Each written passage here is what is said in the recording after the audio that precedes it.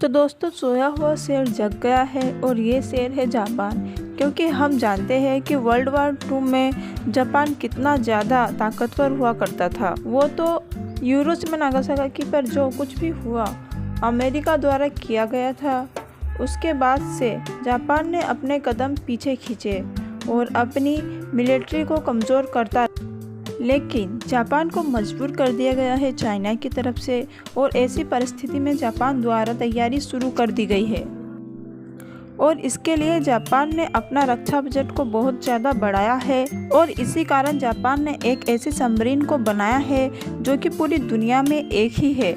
इस प्रकार की सबमरीन को भारत के साथ साथ कई देश बनाना चाहते हैं, लेकिन इसे बनाने में कामयाब हुआ है जापान। हालांकि भारत भी इसे बनाने में जल्दी कामयाब हो जाएगा, जिसके बारे में हम आगे बात करेंगे कि कैसे भारत इसे बनाने के काफ़ी नज़दीक है, और जानेंगे कि क्या खासियत है इस सबमरीन में। तो दोस्तों, वीडियो के आखिर तक बने रहिए। वीडियो अच्छा लगे तो दोस्तों, जापान के मंत्रालय के पास से एक नई सबमरीन जिसका नाम है हुकोबी, जिसका मतलब होता है व्हाइट व्हेल, और इसे तैयार किया गया है जापान की ही कावासाकी हेवी इंडस्ट्री द्वारा।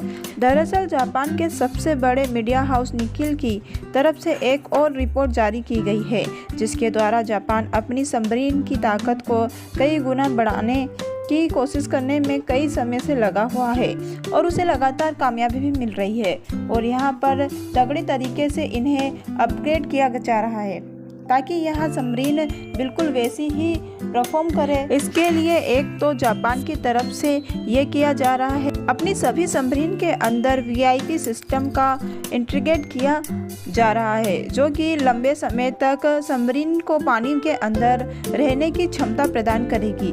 जो कि सबमरीन के अंदर बैटरी का इस्तेमाल किया जाता है, और इन बैटरियों को ऑक्सीजन की ज़रूरत होती है, जिसके लिए सबमरीन को समुद्र की सतह पर आना होता है, और समुद्र सतह पर आकर वह ऑक्सीजन को लेती है, और इसी दौरान सबमरीन दुश्मन की नज़रों में आ जाती है। लेकिन जब यूआईपी सिस्टम लग जाता है तो सबमरीन समुद्र के अंदर रहकर भी पानी की गहराइयों में अपनी बैटरीज को चार्ज करने में सफल रहेगी, क्योंकि पानी के अंदर ऑक्सीजन घुली हो रहती है, और उसी के माध्यम से बैटरी चार्ज हो जाती है, जो काफ़ी लंबे समय तक आपकी डीजल इलेक्ट्रिक सबमरीन भी पानी के अंदर बनी रहती है। अब यहाँ पर आपको यह बताने की ज़रूरत नहीं है कि DIDO की तरफ से ही वीआईपी सिस्टम को तैयार किया गया है, और फ्रांस की मदद से ये भारत अपनी कलवेरी क्लास की सबमरीन के अंदर इनका इंटीग्रेशन शुरू कर चुका है। यानी कि भारत के पास भी इस प्रकार की सबमरीन की व्यवस्था है। हालांकि इसके अलावा बताया जा रहा है कि जापान दुनिया का पहला ऐसा देश है जिसने अपनी सबमरीन के अंदर लिथियम बैटरीज का इस्तेमाल शुरू कर दिया है। जी हाँ, और ये जो नई सबमरीन बताई गई है, इसके अंदर पहली बार लिथियम बैटरीज का इस्तेमाल किया गया है, जो कि चार्ज होने में कम से कम समय लेगी, और पुरानी बैटरीज की तुलना में बहुत ज़्यादा बैकअप प्रदान करने वाली है। और इस तरह की बैटरीज का इस्तेमाल करने से कोई भी डीजल इलेक्ट्रिक सबमरीन बिल्कुल हाइब्रिड व्हीकल की तरह बन जाती है। ये बैटरी सिस्टम को चार्ज करती है और सिस्टम चलता रहता है। डीजल से अब एक बार जब पानी की गहराइयों में होती है तो ऑपरेशन मोड पर बैटरी पावर को स्विच कर देती है, जो कि बिल्कुल शांत हो जाती है, क्योंकि उस समय सबमरीन को चला रही होती है बैटरीज, और इंजन की आवाज़ पूरी तरह छुटकारा मिल जाता है। यानी यहाँ पर जो दुश्मन है और उनके जो समुद्री सुनार लगे होते हैं, उन्हें बिल्कुल भी नहीं पता लगता कि सबमरीन किस इलाके में है। तो अब इस तरह की टेक्नोलॉजी को जापान ने अपनी सभी पुरानी कन्वेंशनल सबमरीन के साथ इंटीग्रेट करने का ठान लिया है, और इस क्षमता को वो बहुत जल्द ही बना लेगा। हालांकि चाइना भी इस तरह के सबमरीन को हासिल करना चाहता है, लेकिन फिलहाल उसके पास ऐसी एक भी सबमरीन मौजूद नहीं है। जापान चीन के ऊपर जीत हासिल करता है, और इन सबमरीन की ताकत की तारीफें अमेरिका भी कई सारे एक्सपर्ट कर रहे हैं, और इन्हें विश्वास है कि इन सबमरीन का इस्तेमाल जापान बहुत अच्छे से कर पाएगा। चाइना किसी तरह का आग्रासन ताइवान को दिखाने की कोशिश करेगा, उस समय यह सबमरीन जापान को बहुत ही उपयोगी होने वाली है।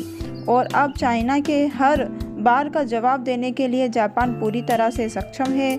हालांकि इसे बनाने में जापान के $50 मिलियन खर्च किए जा चुके हैं। अब आपको याद होगा कि भारत का जापान के साथ एक टाई अप हुआ है, जिसके लिए लिथियम आयन बैटरीज को बड़े पैमाने पर भारत के लिए बनाया जाएगा और उसकी technology Japanese company Toshiba Bharat को सौंपने वाली है और जॉइंट डेवलपमेंट और प्रोटेक्शन भारत के अंदर किया जाएगा। और सबसे बड़ी बात, इन बैटरीजों का इस्तेमाल सुरक्षा के क्षेत्र में ही किया जाएगा। कहने का मतलब हमारी मिसाइल हो, हमारी सबमरीन हो या किसी भी तरह का अपना कोई डिफेंस इक्विपमेंट हो, इन सभी इक्विपमेंट्स में जहाँ जहाँ भी बैटरीज का इस्तेमाल किया जाता है, उन सभी पुरानी बैटरियों को इस नई लिथियम आयन बैटरीज के साथ बदल दिया जाएगा और भारत के पास भी यह क्षमता जल्द ही आने वाली है। हालांकि भारत और जापान की अगर कोई बड़ी डील हो जाती है और डायरेक्टली जापान उनकी टेक्नोलॉजी भारत को